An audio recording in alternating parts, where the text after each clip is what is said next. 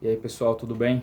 Então, estamos aqui para mais um vídeo, certo? Para falar para vocês aí, para a gente conversar a respeito dessas questões que são muito importantes, né? Para a gente entender aí o que acontece em determinadas partes aí do mundo e que são bastante importantes aí, tá? Então, pessoal, qual que é o detalhe, né? Então, a gente tava falando do conflito ali, de certa forma, existente entre o autoritarismo de um lado, né, os regimes democráticos liberais do outro lado.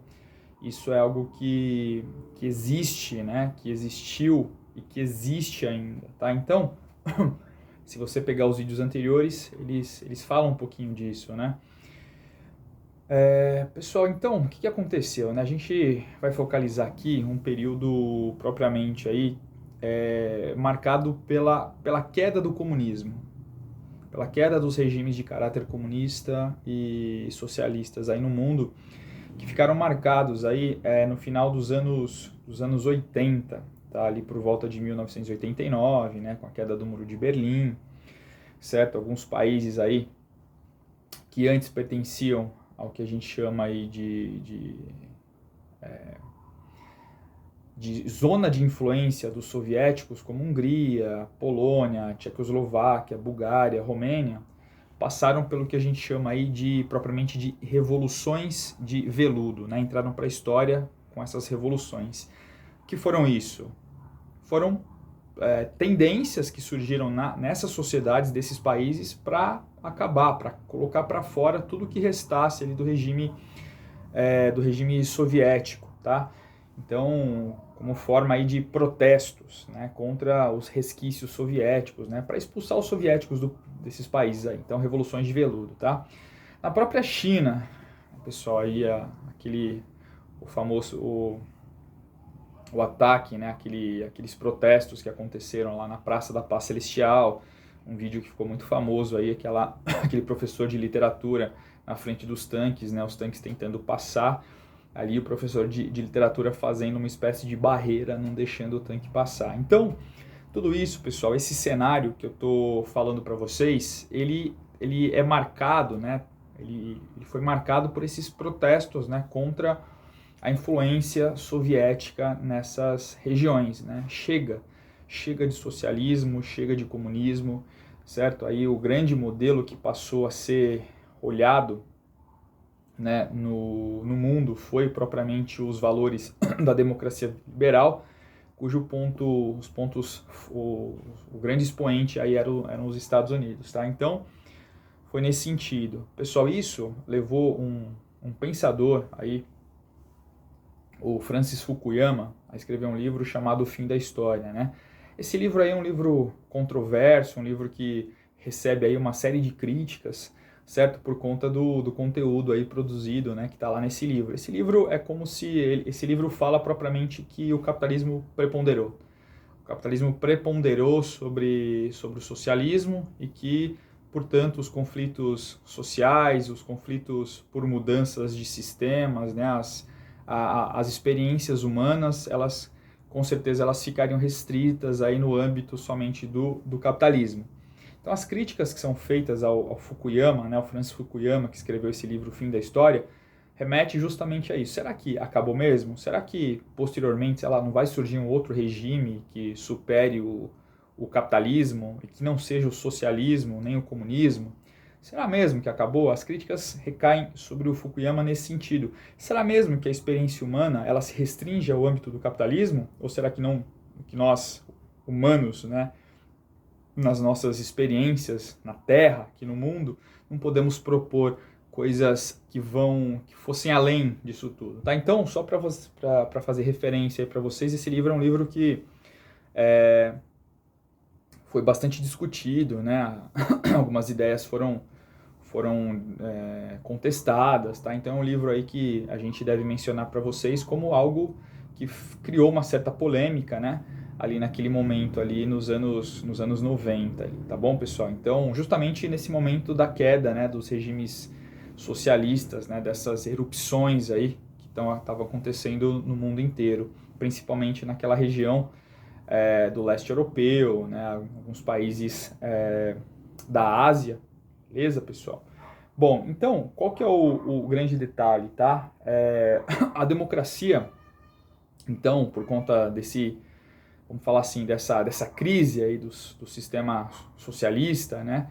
Ela começou, de certa forma, a se espalhar, a democracia dita liberal, certo? Em até alguns países aí, que a gente pode dizer que, de certa forma, experimentaram ali o regime soviético, certo? Países ali considerados, assim, brutais, né, com relação à cultura, com relação a hábitos, né, países brutais, mas exóticos, né, eu cito aqui o Afeganistão, certo, por exemplo, então, até o Afeganistão, tá, depois que a Rússia saiu de lá, em 1989, porque a Rússia tinha, a União Soviética tinha ocupado, né, aquela parte ali ocupado o território do Afeganistão, né, e aí que houve uma resistência, né, dos mujahedins, tá, que eram os guerrilheiros, certo? Inclusive financiados até mesmo pela CIA com armas, né, naquele período ali da Guerra Fria. Então houve uma insurgência, né, desses mujahedins, desses líderes religiosos que botaram para quebrar, certo? Botaram para quebrar e acabaram por sair, né, por expulsar ali a União Soviética da zona de influência ali no Afeganistão, tá? Só que que aconteceu, né? Depois que a União Soviética saiu, esses grupos começaram a brigar entre si, esses grupos religiosos aí. E é nesse sentido que, inclusive, surge ali naquela região do Afeganistão, né, o famoso Talibã, certo? O Talibã que tinha lá como figura, como chefe que comandava o Osama Bin Laden, né, que foi preso aí depois, foi morto lá no governo do Obama, do Barack Obama, né? Ninguém sabe o que aconteceu com o corpo do Osama Bin Laden. Bom, pessoal, entenderam aí qual que foi o grande detalhe aí? Então, houve experiências aí nesses países aí, tá? Considerados exóticos aí. Até a própria China, né? Se a gente pegar ali a Taiwan, né? Que é uma região de influência, que ainda pertence à China, politicamente, quem controla Taiwan é a China. Sempre tem protestos ali naquela região, né? As pessoas ali protestando, geralmente são presas, né? Existem milhares de pessoas presas aí, centenas de milhares de pessoas contra o regime político chinês que são presas e estão na cadeia até hoje, certo? Então, agora recentemente aí lá em Wuhan, né? Aquela pesquisadora médica, aquela jornalista que foi presa, né? Por divulgar lá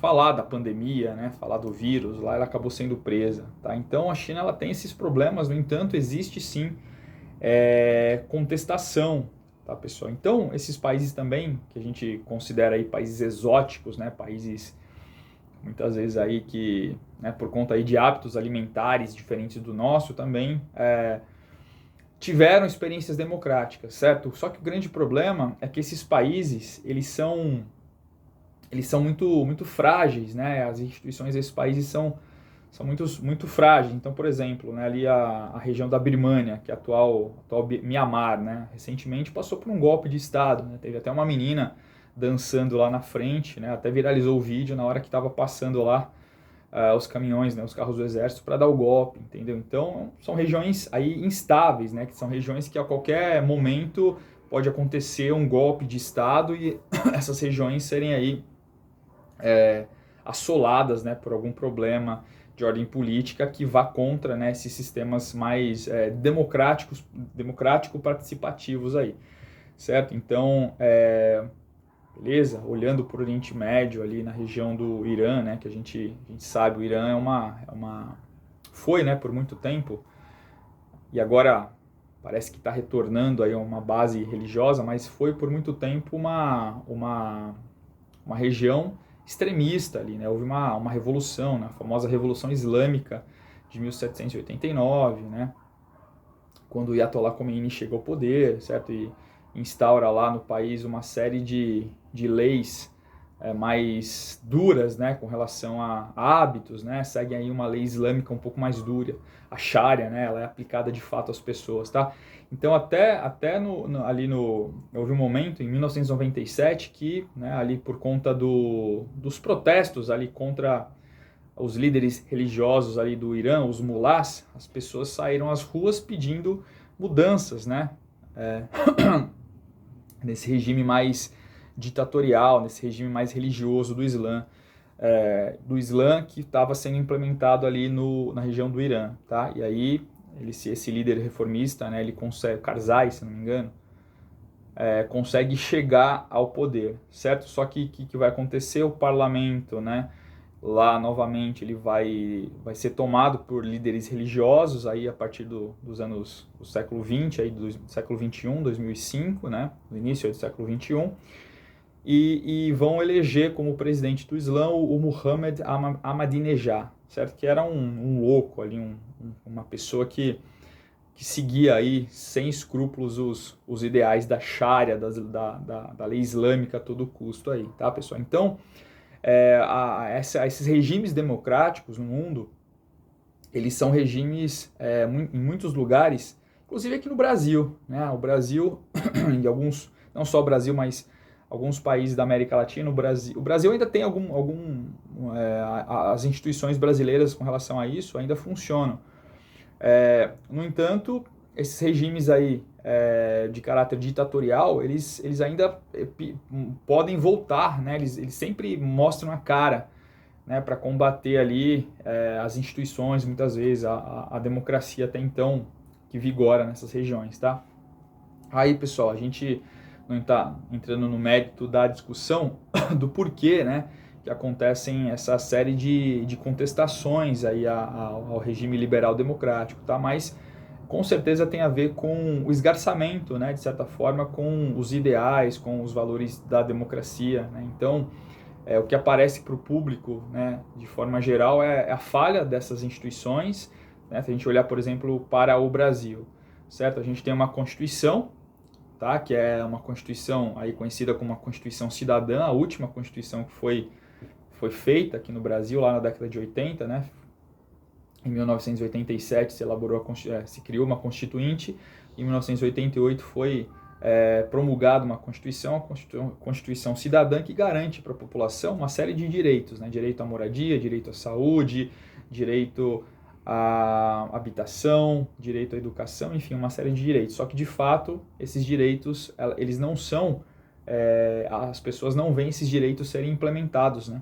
Então isso gera o quê? Um descontentamento da população, né, com relação a esses direitos que nunca parecem que chegam de fato na população, certo? Então, e aí essa população ela fica sujeita, né, ali a uma série de tensões, ali uma série de sentimentos ali, muitas vezes angariados por grupos que nem sempre têm a intenção de mudar a vida dessas pessoas para melhor, né? Então, esse é o grande problema. As pessoas, né, muitas vezes sofrem aí uma série de manipulações. Bom, mas esse é um papo para um outro vídeo aí, tá? Então, vocês entenderam, pessoal? Então, qual que foi o interesse desse vídeo? Falar justamente aí do fim do regime soviético, né, do regime comunista, que começou a degringolar aí no final dos anos 80, certo? E se espalhou, essa contestação do regime soviético comunista se espalhou por